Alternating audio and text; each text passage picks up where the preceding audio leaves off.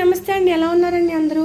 ఇవాళ మీకు దొండకాయ పకోడీ అంటే దొండకాయ పకోడీ కర్రీ అంటే దొండకాయనే పకోడీ కింద చేయడం కాదండి, దొండకాయ వేపి పకోడీ కూడా వేసి చేయబోతున్నామండి. కొత్తగా అనిపిస్తుందండి, చూడండి మీరు కూడా. ఇదిగోండి ఉల్లిపాయలు, కొన్ని దొండకాయలు కోసుకున్నామండి, పచ్చిమిరకాయలు కూడా కోసుకున్నామండి. ఇవేమో పకోడీలు వేసుకుందామండి. ఫస్ట్ ఈ పకోడీల గురించి అని చెప్పేసి కోసి పెట్టాను.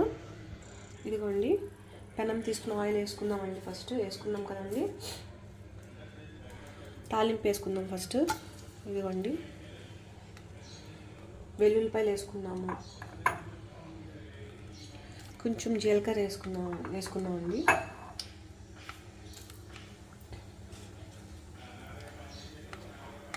ఎండుమిరపకాయ అండి. ఇదిగోండి కొంచెం కరివేపాకు కూడా వేసుకుందామండి.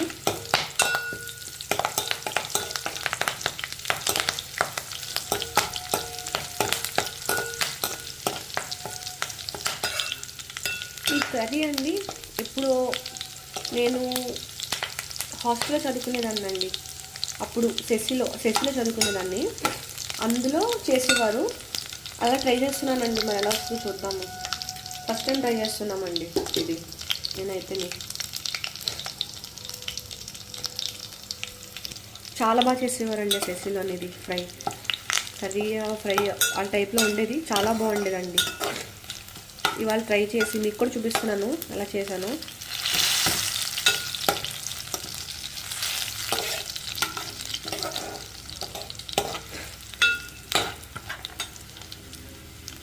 ఇదిగోండి ఇప్పుడు పచ్చిమిరపకాయలు, ఉల్లిపాయలు కూడా వేసేసుకున్నామండి. ఇదిగోండి తాలింపులో మినపప్పు వేయడం మర్చిపోయాను, మినపప్పు కూడా వేసేస్తున్నాను. మినపప్పు వేయకపోయాను అనుకోండి, చెప్పాను కదండి మా అత్తయ్య గారు ఊరు వెళ్ళారని, మా అత్తయ్య గారి నుంచి ఫోన్ వచ్చేస్తారు. అదేంటమ్మా నేను చెప్పాను కదా ఫ్రైలో మినపప్పు వేస్తేనే కమ్మదనం వస్తుందని, ఎందుకు వేయలేదు అని నన్ను కాల్ వచ్చేస్తారు. అందుకని వెంటనే గుర్తొచ్చి వేసేసానండి.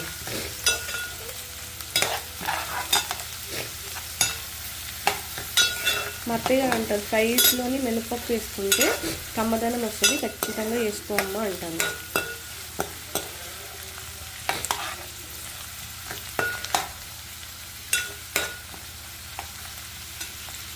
చూడండి కొంచెం ఉల్లిపాయలు కూడా కొంచెం వేగింది కదండి. ఇప్పుడు దొండకాయలు కూడా వేసేసుకున్నామండి. ఇది కూడా మగ్గాలి కదండి. ఇదిగోండి దొండకాయలు కూడా వేసుకున్నాం కదండి. ఇది ఏంటంటే స్లో మంట మీద పెట్టుకుని బాగా ఎగాలండి, మగ్గాలండి బాగాని.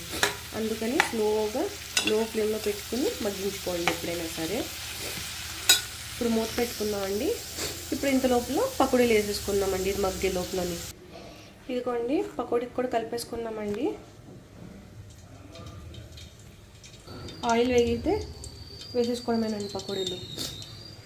ఇదిగోండి పొద్దున్న కొంచెం ఒడియాలు వేపానండి, అందుకనే అలా ఉంది ఆయిల్.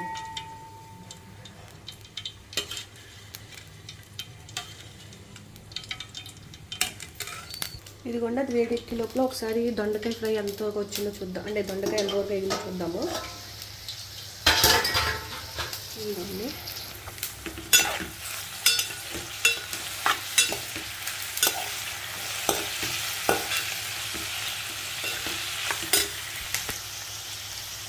మగ్గుతుందండి, మనం మూత పెట్టుకుందాము.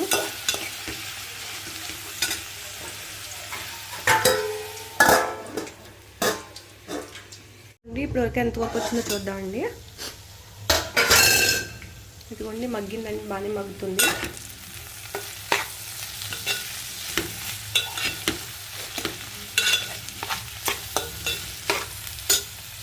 కొంచెం సాల్ట్ వేసుకుందామండి, సాల్ట్ ఉప్పు కారం అన్నీ వేసుకుందాము.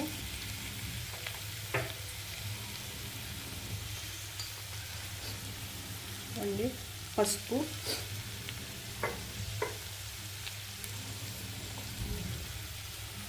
ఇదిగోండి కారం అండి.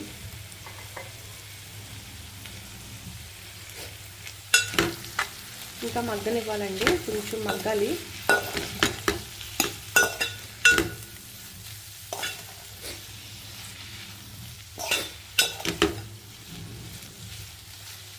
మూత పెట్టుకుందాం అండి. ఇప్పుడు ఎందుకు వేసేసుకుందామంటేనండి ఉప్పు పసుపుకి నీరు వస్తుంది కదండి, అందుకని. ఇదిగోండి చూడండి బాగానే మగ్గినాయండి.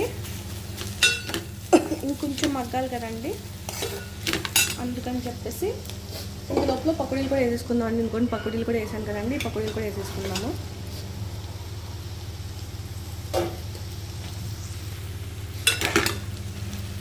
ఈ రెండు మగ్గుతాయండి.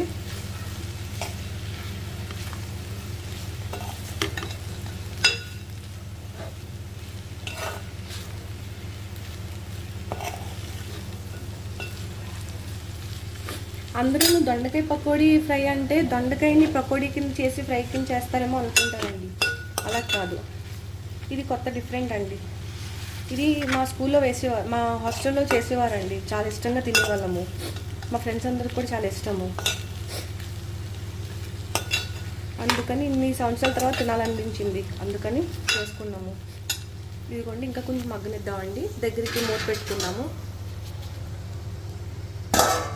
దగ్గరికి వచ్చేసిందండి. ఇప్పుడు కొంచెం మా అత్తయ్య చెప్పారు కదండి, కొంచెం పొడి అన్నీ కలిపి పొడి చేశారు కదండి, అది కొంచెం పొడి వేసుకుందామండి.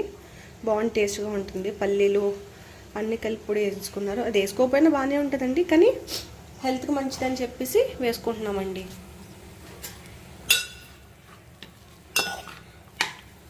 ఒక్క 2 నిమిషాలు వేగిన తర్వాత వెంటనే కట్టేసుకోవడమేనండి. టేస్ట్ మాత్రం అదిరిపోతుందండి ఇది బాగా.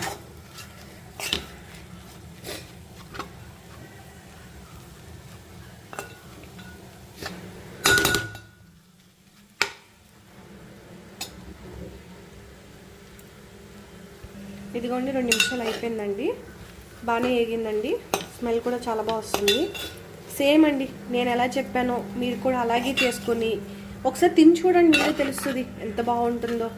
చాలా బాగుంటుందండి ఇది. పిల్లలు కూడా చాలా ఇష్టంగా తింటారు. పకోడీ కూడా చాలా ఇష్టపడతారు కదండి, అందుకని అందరు చిన్నపిల్లలు కానీ అందరు పెద్దవాళ్ళు కానీ అందరికీ బాగా ఇష్టపడతారండి. మీరు కూడా సేమ్ ఇలాగే చేసుకుని ఎలా వచ్చిందో దయచేసి కామెంట్ చేసి చెప్పండి. మీకు నచ్చినట్టయితే లైక్ చేసి షేర్ చేసి మీ ఫ్రెండ్స్కి కూడా చెప్పండి. అండ్ మీ ఫ్రెండ్స్కి కూడా సబ్స్క్రైబ్ చేయమని చెప్పండి. థ్యాంక్ యూ అండి ఫర్ వాచింగ్ అండి.